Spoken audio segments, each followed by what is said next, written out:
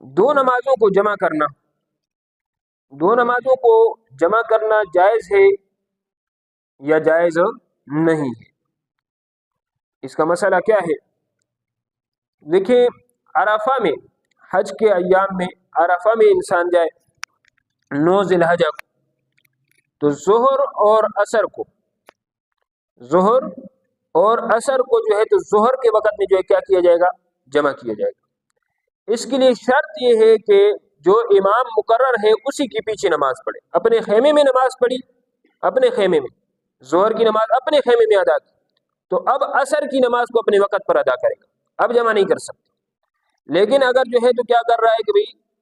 وہاں پر حج کا 9 ذی الحجہ کو امام کے پیچھے نماز ادا کی ہے، تو اب اس صورت میں ظہر اور عصر جو ہے تو وہاں پر ایک ساتھ پڑھی جائے گی۔ اور مزدلفہ کے اندر جو ہے تو عشاء کے وقت میں مغرب اور عشاء کی نماز جو ہے تو ادا کی جائے گی، مغرب اور عشاء کی نماز کو جو ہے تو وہاں پر ادا کیا جائے گا۔ ان مقامات کے علاوہ یہ تو وہ مقام ہے جس پر جو ہے تو تمام امت کا اجماع ہے کہ یہاں پر جمع کیا جائے گا۔ عرفہ کے اندر جو ہے تو جمع تقدیم یعنی کہ وقت سے پہلے، عصر کی وقت سے پہلے جو ہے تو نماز پڑھی جائے گی عصر کی، اور اسی طرح جو ہے تو کیا نام ہے کہ اس میں مزدلفہ کے اندر جو ہے تو عشاء کے وقت میں مغرب اور عشاء کی، اس پر تمام امت کا اجماع ہے۔ لیکن ان مقامات کے علاوہ دو نمازوں کو ایک ساتھ جو ہے تو جمع کیا جا سکتا ہے یا جمع نہیں کیا جا سکتا۔ تو یہاں پر یہ مسئلہ خوب اچھی طریقے سے سمجھ لیں کہ دیکھیں، دو نمازوں کو ایک ساتھ جمع کرنا، اس کی دو صورتیں، دو نمازوں کو ایک ساتھ جمع کرنا اس کی کتنی صورتیں ہیں؟ دو۔ ایک جمع حقیقی ہے، ایک جمع حقیقی ہے، ایک جمع سوری ہے۔ جمع حقیقی یہ ہے کہ ایک نماز کو دوسری نماز کے وقت میں پڑھ لینا، ایک نماز کو دوسری نماز کے وقت میں پڑھ لیا جائے تو اس کو بولا جاتا ہے جمع حقیقی۔ یعنی ظہر کی نماز کو عصر کی نماز میں پڑھا اور ساتھ میں عصر کی نماز بھی پڑھ لی، مغرب کی نماز کو جو ہے تو عشاء کے وقت میں پڑھا اور عشاء کی نماز بھی ساتھ میں پڑھ لی، اس کو بولا جاتا ہے جمع حقیقی۔ اور ایک ہے جمع سوری، صورتاً جمع کرنا۔ ایک کیا ہے؟ جمع سوری، صورتاً جمع کرنا۔ اس کی وہ یہ ہے کہ آپ ظہر کی نماز کو ظہر کے بالکل آخر وقت میں پڑھیں اور پھر اس کے بعد جو ہے تو عصر کا وقت داخل ہو جائے تو پھر آپ عصر کو جو ہے تو پڑھ لیں۔ اب اس صورت میں ظہر کی نماز کو ظہر کے وقت میں ادا کیا گیا، لیکن ظہر کے آخر وقت میں ادا کیا گیا، اور عصر کی نماز کو اس کے بالکل ابتدائی وقت میں ادا کیا گیا، اس کو بولا جاتا ہے جمع سوری۔ اس طرح مغرب کی نماز کو مغرب کے بالکل آخر وقت میں ادا کیا جائے اور عشاء کو بالکل اس کی جو ہے تو کیا ہے کہ ابتدائی وقت میں ادا کیا جائے، تو لہذا یہ صورت۔ اگر آدمی جو ہے تو حالت سفر میں ہو، اگر آدمی کیا ہے کہ حالت سفر میں ہو تو اس مقام پر جمع سوری کی جا سکتی ہے اور انسان صورتاً اس کو جمع کر سکتا ہے۔ لیکن حضر میں جو ہے تو بغیر کسی عذر شدید کے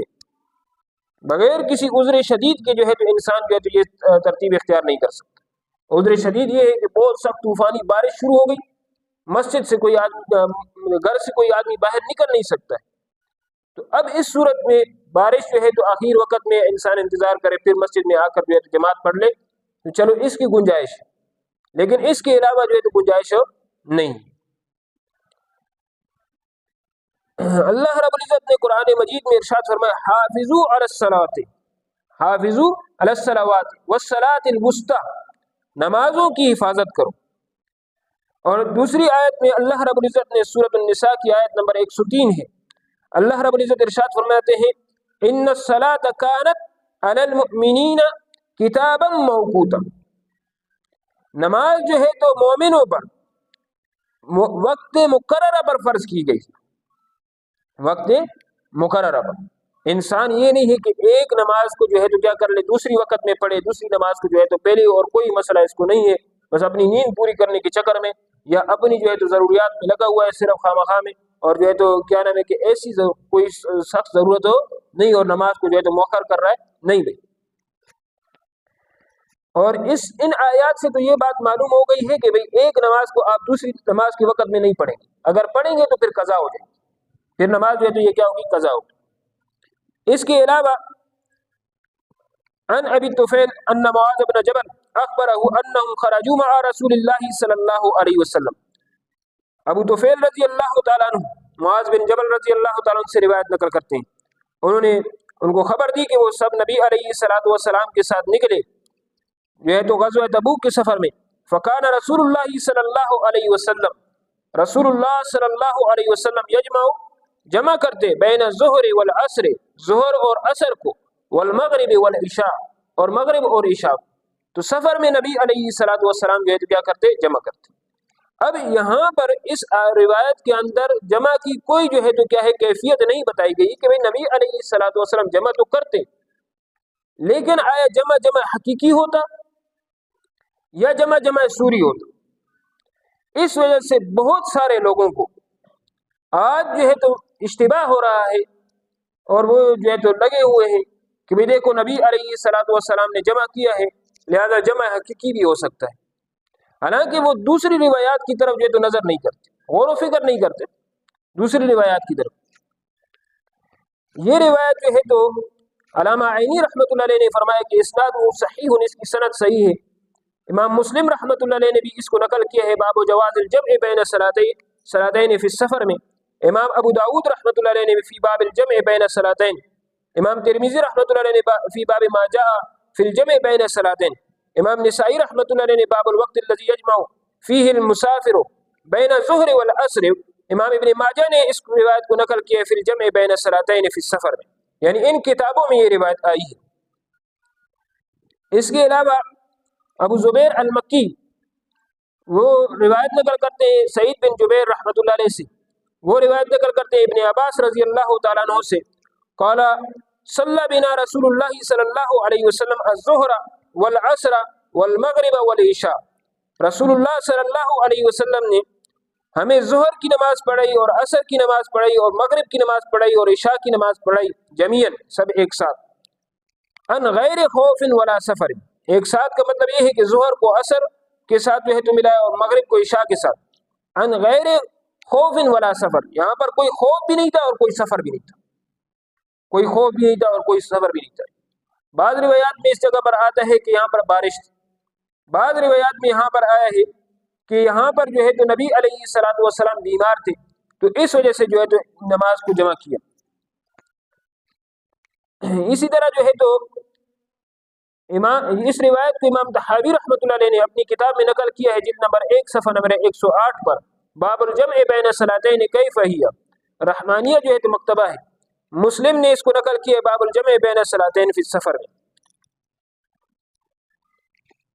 اس طرح جو ہے تو ابن عباس رضی اللہ تعالیٰ عنہ کا اثر ہے جو کہ اس بات کو بتاتا ہے کہ بھئی آپ نے اگر نماز کو جو ہے تو مؤخر کرنا ہے تو وہ آپ اس کی آخر وقت تک، سفر میں آپ اگر اس کو مؤخر کرتے ہیں یا کسی عذر شدید کی وجہ سے تو آپ اس کو اس کے اخیر وقت تک جو ہے تو مؤخر کر سکتے ہیں، اس سے زیادہ آپ مؤخر نہیں کر سکتے، اس سے زیادہ آپ مؤخر نہیں کر سکتے۔ ان طاووس عن ابن عباس رضی اللہ تعالیٰ عنہما لا تفوت صلاۃ، بعض جگہوں پر جو ہے تو یہ تحاوی کا نسخہ ہے، بعد میں لا تفوت آیا ہے، بعد میں لا یفوت آیا ہے، لا تفوت صلاۃ حتی یجیء وقت الاخری، کہتے ہیں نماز فوت نہیں ہوتی یہاں تک کہ دوسرا وقت آ جائے، یعنی دوسرا وقت آ جائے تو نماز فوت ہو جائے گی، دوسرا وقت آ جائے تو نماز فوت ہو جائے گی، آپ کی نماز قضا ہو گئی تو آپ ابھی دوسرے وقت تک جو ہے تو اس کو مؤخر نہیں کر سکتے ہیں۔ امام علامہ عینی رحمۃ اللہ علیہ نے نخب میں نقل کیا ہے وہ اسناد و اثر ابن عباس رضی اللہ تعالیٰ عنہما صحیح، کہ اس کی سند جو ہے تو وہ صحیح ہے، ورجال ائمۃ کبار ثقات، اور اس کے جو امام ہیں، اس کی جو راوی ہیں، وہ سب کے سب جو ہے تو بڑے بڑے امام ہیں اور ثقہ لوگ ہیں۔ اسی طرح حضرت عائشہ رضی اللہ تعالیٰ عنہ کی روایت ہے جو اس بات کو مزید وضاحت کرتی ہے۔ عن عطاء ابن ابی رباح عن عائشہ رضی اللہ تعالیٰ عنہ قالت، عطاء ابن ابی رباح رحمہ اللہ حضرت عائشہ رضی اللہ تعالیٰ عنہ سے روایت نقل کرتے ہیں۔ قالت، وہ فرماتی ہیں، کان رسول اللہ صلی اللہ علیہ وسلم فی السفر، رسول اللہ صلی اللہ علیہ وسلم جو ہے تو سفر میں ہوتے، یؤخر الظہر، ظہر کو مؤخر کرتے، ویقدم العصر، اور عصر کو مقدم کرتے، ظہر کو مؤخر کرتے، اس کے آخر وقت میں پڑھتے، ویقدم العصر، عصر کو جو ہے تو مقدم کرتے، اس کو اس کے پہلے وقت میں پڑھتے، ویؤخر المغرب، مغرب کو جو ہے تو مؤخر کرتے، اس کے آخر وقت میں پڑھتے، ویقدم العشاء، اور عشاء کو جو ہے تو مقدم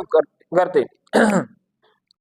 علامہ عینی رحمۃ اللہ علیہ جو ہے تو فرماتے ہیں، اسناد و حدیث عائشہ رضی اللہ تعالیٰ عنہ حسن جید، اس کی سند جو ہے وہ حسن ہے اور جید ہے، یعنی روایت صحیح ہے بالکل۔ تو لہذا اگر جو ہے تو جمع کرنا ہے تو اس کی سفر میں جو ہے تو جمع کر سکتے، سفر میں، اس لیے جو ہے تو یہ بسوں والے جو ہے تو اس چیز سے جو ہے تو بڑا فائدہ اٹھا سکتے ہیں۔ نمازوں کے لیے بالکل آخر وقت میں جب آدمی وضو کر سکے اور جو ہے تو نماز پڑھ سکے، ایسے وقت میں جو ہے تو گاڑی کو روک دیا جائے اور اس وقت لوگ وضو کر کے جو ہے تو نماز پڑھ لیں، ویسے بھی مسافر کی نماز ہوتی، اور پھر جو ہے تو اس کے ساتھ متصل جو ہے تو کیا کر لے کہ بھئی دوسری نماز کا وقت داخل ہو جائے، یعنی ظہر کے بالکل آخر وقت میں جا کر جو ہے تو کیا کر لے کہ بریک لگائے اور جو ہے تو لوگ وضو کر کے جو ہے تو نماز پڑھیں، اور پھر جو ہے تو ساتھ میں عصر کا وقت داخل ہو جائے گا، تو پھر اس میں جو ہے تو عصر کی نماز پڑھ کر جو ہے تو پھر اپنے سفر کو جاری رکھیں۔ تو یہ جو ہے تو یہ لوگ جو ہے تو اس طرح کر سکتے ہیں۔ اسی طرح فرمایا ان ابی قتادہ رضی اللہ تعالیٰ عنہ قال قال رسول اللہ صلی اللہ علیہ وسلم، یہ حدیث جو ہے تو ذرا سننے کی ہے اور سمجھنے کی ہے۔ قال رسول اللہ صلی اللہ علیہ وسلم لیس فی النوم تفریط، سونے کی حالت میں حد سے زیادہ تجاوز نہیں ہے، انسان سو جائے تو اس میں حد سے زیادہ تجاوز نہیں ہے۔ وانما التفریط فی الیقظہ، تجاوز تو جو ہے تو بیداری کی حالت میں، تجاوز تو بیداری کی حالت میں ہے۔ بأن يؤخر الصلاة إلى وقت أخرى، بأن يؤخر الصلاة إلى وقت أخرى، بہی طور پر کہ نماز کو مؤخر کیا جائے دوسری وقت تک، دوسری نماز کے وقت تک جو ہے تو نماز کو مؤخر کیا جائے، تو اس میں جو ہے تو حد سے زیادہ تجاوز ہے۔ اب اس آدمی نے تجاوز کیا، ایک آدمی سو گیا، انتظام کر کے سو گیا، یہ نہیں ہے کہ سو گیا اور کوئی انتظام نہیں کیا، انتظام کر کے سوئے، کسی کو بتائے کہ مجھے جگاؤ، یا جو ہے تو اپنا الارم لگائے، اور انتظام کے باوجود جو ہے تو اس کی آنکھ نہ کھلی، وہ سو گیا، تو اب یہ جو ہے تو کیا ہے کہ بھئی اس پر گناہ نہیں۔ جس آدمی نے انتظام نہیں کیا تو گویا اس کی جو ہے تو پہلے سے ارادہ ہے کہ میں صبح 8 یا 9 بجے جاگوں گا، تو وہ اس میں نہیں، انتظام کر کے جو ہے تو سوئے، اس پر بھی جو ہے تو روایات موجود ہیں۔ اور اسی طرح کیا ہے کہ پھر وہ نہیں جاگا تو اب اس پر گناہ نہیں ہے، یہ جب جاگ جائے تو اس وقت جو ہے تو نماز کو پڑھ لے۔ اور دوسری چیز کہ جو آدمی جو ہے تو کیا ہے جاگا ہوا ہے اور نماز کو نہیں پڑھ رہا ہے، نماز نہیں پڑھ رہا ہے، تو اب ایسا آدمی جو ہے تو یہ کیا ہے گناہ گار ہے، اب ایسا آدمی کیا ہے گناہ گار ہے۔ تو ہم خود جو ہے تو اپنا تجزیہ کریں کہ ہم نماز کے لیے کیوں نہیں آتے۔ اس کی ایک مین وجہ تو یہ ہے کہ ہمارا آخرت پر ایمان جو ہے وہ کمزور ہے،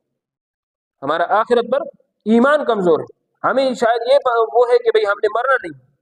ہم دیکھ لیں کہ کتنے لوگ قبرستان میں پڑے ہوئے، کتنے جو ہے تو طاقتور، کتنے مالدار، کتنے بادشاہ، کتنے لوگ جو ہے تو پڑے ہوئے، کتنے جو ہے تو دنیا کے مصروف ترین لوگ جو ہے۔ آج ہم جو یہ سوچتے ہیں کہ بھئی یار میرا بہت زیادہ کام ہے، مجھے فرصت نہیں ملتی، اس وجہ سے میں نماز کے لیے نہیں آ سکتا ہوں، تو پھر ان مصروفوں کو دیکھ لیا جائے کہ وہ جو ہے تو آج قبر کے نیچے ہم ان کا نماز جنازہ پڑھتے ہیں۔ لہٰذا اس چیز پر ہمیں غور و فکر کرنی چاہیے، ہمیں اپنی آخرت کو درست کرنا چاہیے۔ اللہ تعالیٰ ہمیں عمل کرنے کی توفیق عنایت فرمائے۔